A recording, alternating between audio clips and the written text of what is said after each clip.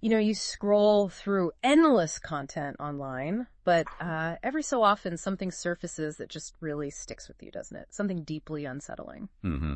Today we're plunging into one of those rabbit holes, the strange and really persistent phenomenon of the black-eyed kids. Exactly. And we've, sifted through a lot of the firsthand accounts and the online discussions that you shared with us to try and get to the heart of this modern legend. Yeah. Our aim really is to understand what makes these encounters so chilling and I guess why they keep capturing our attention. So for you listening, the learner, try to imagine this. You encounter a child, maybe a teenager, seems normal, at first glance, but then you notice their eyes. Right. Completely black, like no pupil, no white part, just black. And these encounters, they often involve these polite but really insistent requests, asking to come inside or maybe use a phone. And everyone who experiences this reports this overwhelming feeling of unease, sometimes, outright terror. It's intense. It really is. Okay, so let's unpack this. Where does this whole story, the black-eyed kids thing, actually begin? Well, their generally accepted starting point, the one everyone kind of points to, is Brian Bethel's account. That was from 1996. 1996, wow. He described two separate incidents in online postings. One happened to him directly in Abilene, Texas. Okay. And another one he'd heard about, it was supposedly in Portland, Oregon. And what's really striking, I think, is that even now, decades later, Bethel still maintains his experiences were real. He does, absolutely. That kind of unwavering conviction, it definitely adds to the whole enigma, doesn't it? It really does. And then, following his initial post, the internet just sort of took over. It became the main catalyst for the legend spreading. Naturally. Yeah, creepypasta sites, various forums. They were the perfect platform for these stories to get shared and probably embellished a bit along the way. Sure, that happens. And that's how the core elements of these encounters really started to solidify, And it didn't just stay on obscure forums for long, did it? We saw it kind of creep into more mainstream awareness. No, absolutely not. There was that Weekly Strange episode, I think it was 2013, that put a spotlight on BEK reports. Right, I remember that. And then in 2014, the UK tabloid, the Daily Star, they really amplified things. They were claiming this huge surge in sightings like all around the world. That kind of media attention, even if it's, maybe a bit sensationalized, So to death. it undoubtedly broadened the reach, didn't it? It took the black-eyed kids story way beyond those initial online groups. Yeah, it just shows how quickly these narratives can grab hold of the public imagination. Absolutely. And speaking of imagination, taking hold, we shouldn't forget that 2012 movie Black-Eyed Kids, funded through Kickstarter, wasn't it? That's right, yeah. The fact that this whole concept resonated enough with people that they actually, funded a movie, that really highlights its cultural impact. It really does. Okay, so here's where it gets really interesting. When we actually look at all these different accounts, what are the common threads? What keeps popping up again and again? Right. Across, tons of stories, we see this really consistent set of characteristics. Physically, the figures are almost always described as kids or teenagers. Okay. Generally, sort of 6 to 16 years old, though there are some outliers, like one account mentioned a really tall teenage girl, like 6'3". Oh, wow. Okay. Yeah. Pale skin is another detail you hear a lot. But the defining feature, obviously, is the eyes. Entirely black. People describe them like pitch black, obsidian starless nights. Just no discernible pupils or whites at all. Just a void. Exactly. And some accounts also mention them wearing sort of dated or just strange clothing. One even mentioned talons for feet, but that seems less common. Okay, that's specific. Yeah. But while the eyes are the immediate, shocking detail, it feels like the emotion they trigger is just as important. Precisely. Yeah, beyond how they look, their behavior follows this pattern too. Yeah. They're typically described as polite, sometimes almost overly polite, but also incredibly persistent when they ask to come into homes or vehicles. Right, the persistence. Yeah, and the most common reasons they give are, need to use the phone or need to get warm. Okay. And a crucial element, this comes up again and again, is this feeling that they need an invitation to come inside. That invitation thing is fascinating. It's almost like a rule they have to follow, some kind of boundary they can't cross without permission. Yeah, it introduces this sense of almost ritualistic limitation, doesn't it? It adds to the feeling that these aren't just ordinary kids or people. Definitely not. And another really striking aspect is the intense emotional response from the people who encounter them. Witnesses consistently report this sudden, just overwhelming feeling Fear, dread, unease, anxiety, sometimes just outright terror. And it often feels way out of proportion to the situation, right? Like, objectively, maybe it's just kids asking for help, but the feeling is primal. Exactly. Disproportionate is a good word. One person described it as a deep, visceral sensation all over their body. Wow. Which really underscores how profoundly unsettling these encounters are, even if there's no, like, direct physical threat happening at that moment. Right. So their requests, they're always focused on getting inside into an enclosed space with the person. That's a very, very consistent pattern. The interaction always involves this desire to be in a private, confined area with the witness. Okay. But what's interesting is, despite all these accounts of them asking to come in, there are basically no widely reported stories about what actually happens if someone lets a black-eyed kid inside. Really? So it always stops at the door, essentially. Pretty much. The narratives usually end with the witness refusing, slamming the door, driving away, escaping the situation somehow. It's all about that tension, the anticipation, and the refusal, which probably just fuels the fear and the mystery even more. You think so, yeah. Are there any typical times or, places where these encounters seem to happen more often? Well, many accounts suggest they happen at night, or just during quiet, kind of isolated moments. Which makes sense. That would definitely amplify the vulnerability and unease. Absolutely. Okay, so we've kind of laid the groundwork, the background, the common elements. Now let's really dive into some of the specific encounter stories that you and our listeners shared, because it's in these individual narratives that the truly bizarre nature of this whole thing really comes into focus. Yeah, definitely. Maybe we can structure it by looking at some common scenarios that seem to emerge. That sounds like a great approach. Yeah. Let's start with encounters at doorways. That's a big one. Okay. So we have the midnight caller story. This woman wakes up because her dog is acting really strangely towards the front door. Mm-hmm. The animal reaction again. Yeah, exactly. She looks through the people, sees two girls. They're asking to use the phone because they say their mother is worried. But the older girl's voice is described as, like, weirdly mature and commanding. Creepy. And the witness feels this strange subconscious pull, like she should let them in, but she fights it and refuses. Good for her. But the really chilling detail here.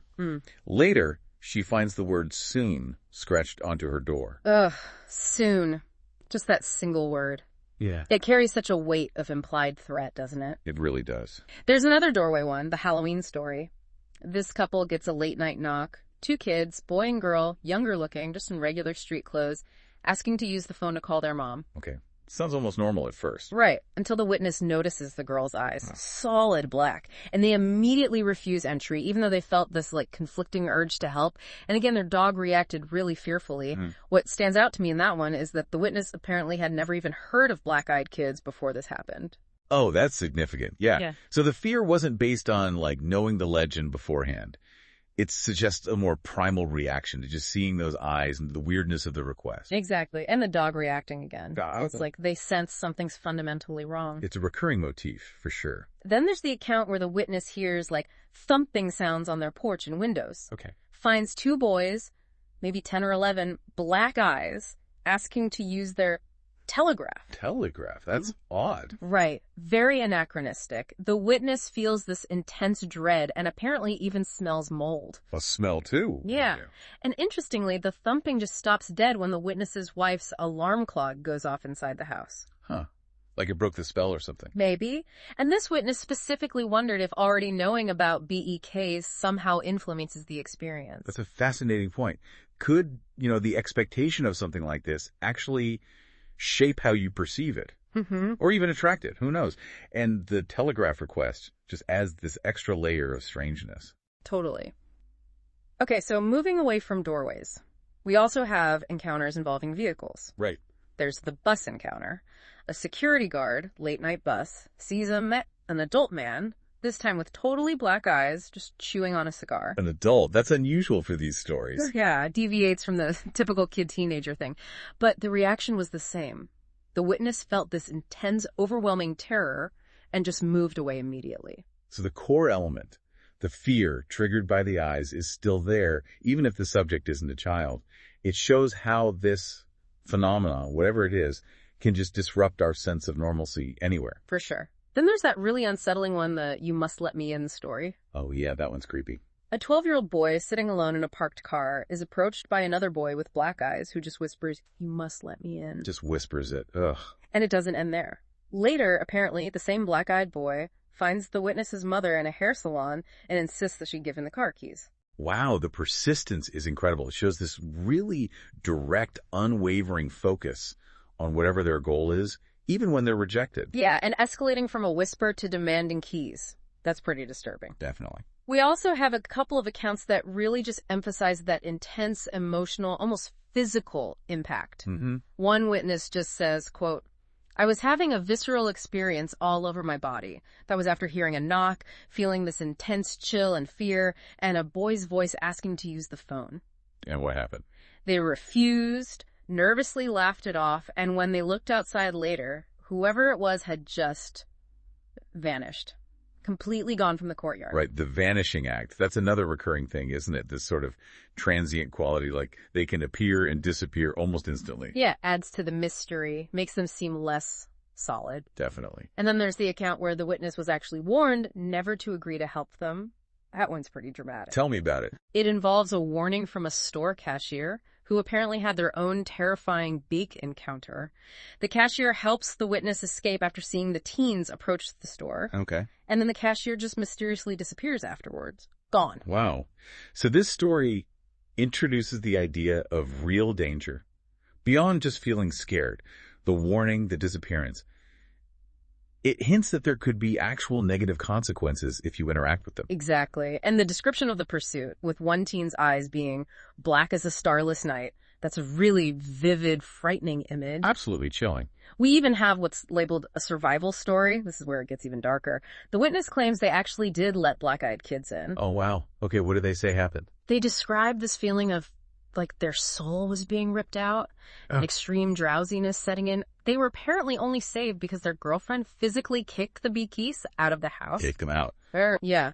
And interestingly, this witness said they didn't even notice the black eyes until after they'd already let them in, which made them think the BEKs are, quote, getting smarter. That's really disturbing. Yeah. It moves beyond just the creepy request at the door to actual potentially harmful interaction inside the home. And the idea that they might be adapting, hiding their eyes. That's a scary thought. Yeah, it hints at something almost parasitic or draining. And it's not just kids or teens, is it? We have that black-eyed grandparents sighting. That one stands out.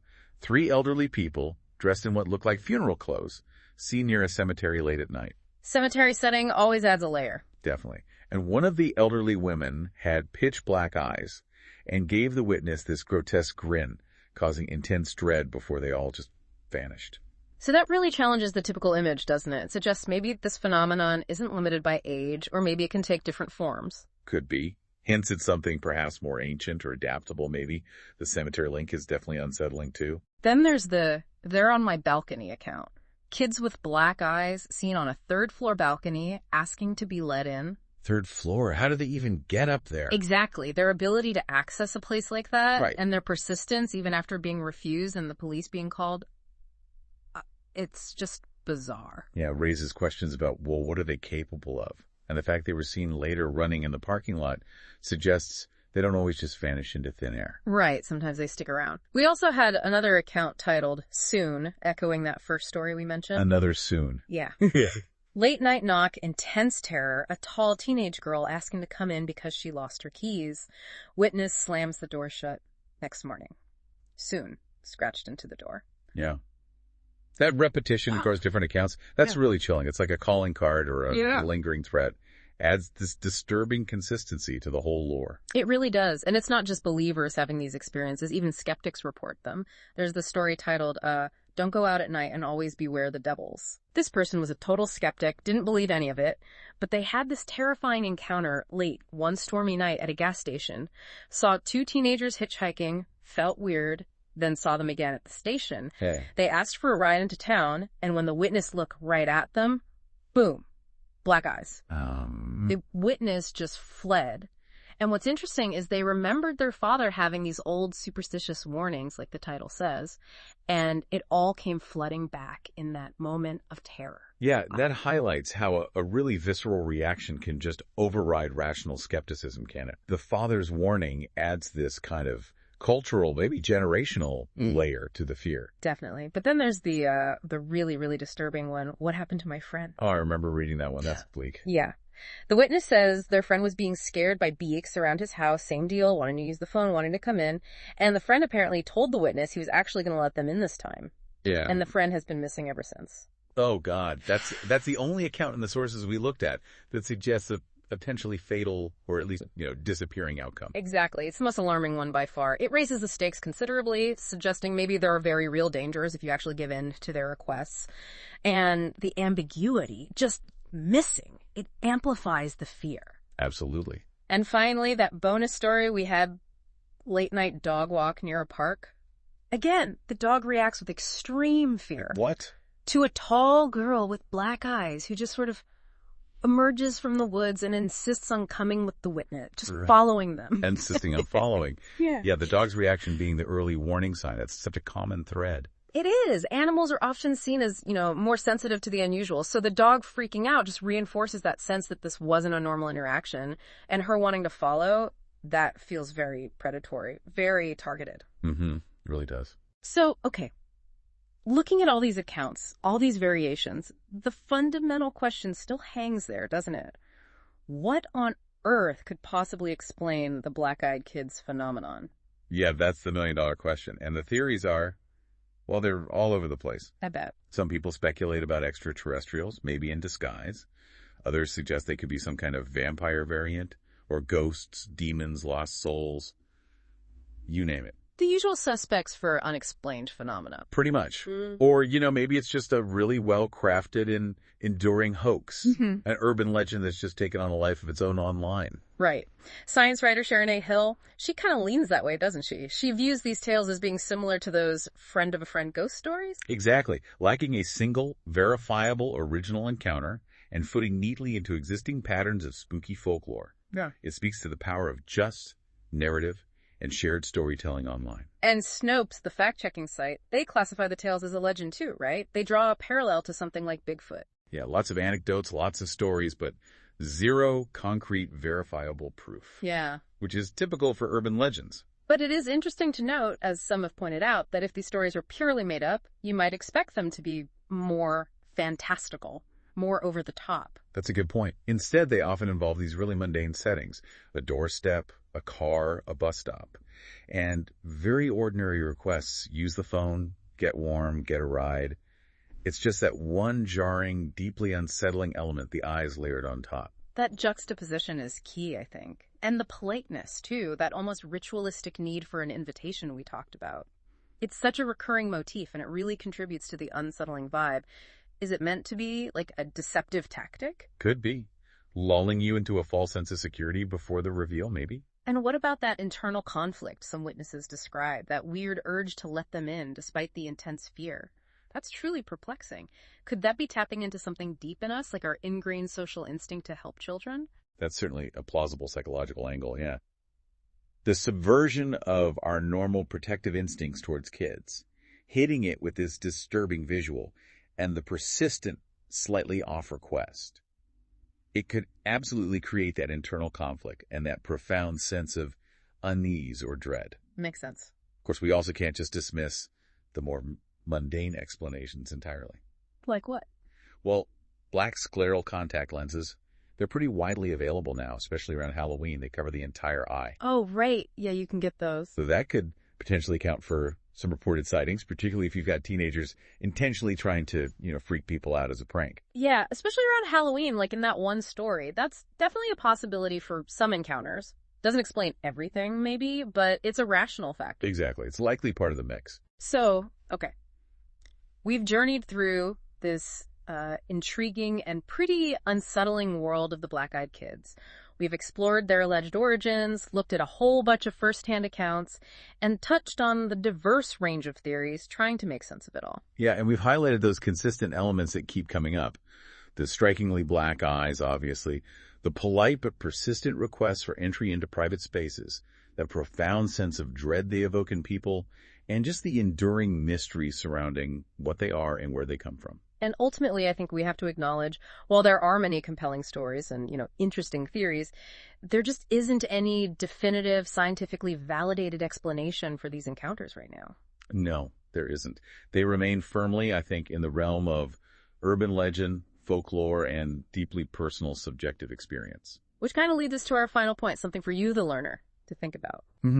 Given that remarkable consistency across so many independent accounts, stories spanning years, different countries, even despite the total lack of concrete proof, what is it about this particular urban legend that resonates so deeply? Why does it feel so profoundly unsettling to so many people? Is it, like we touched on, the vulnerability we naturally associate with children being twisted? Is it the violation of the safety of our personal space, our homes, our cars? Or is it just that inexplicable, visceral feeling of dread that witnesses report? Maybe it's a combination of all those things. What makes this legend stick? It's definitely something to ponder. We'd encourage you to maybe reflect on these stories, perhaps explore some of the online discussions further if you're interested. But, always approach these kinds of narratives with a critical and discerning perspective. Absolutely. Well, thanks for taking this deep dive with us into the shadows.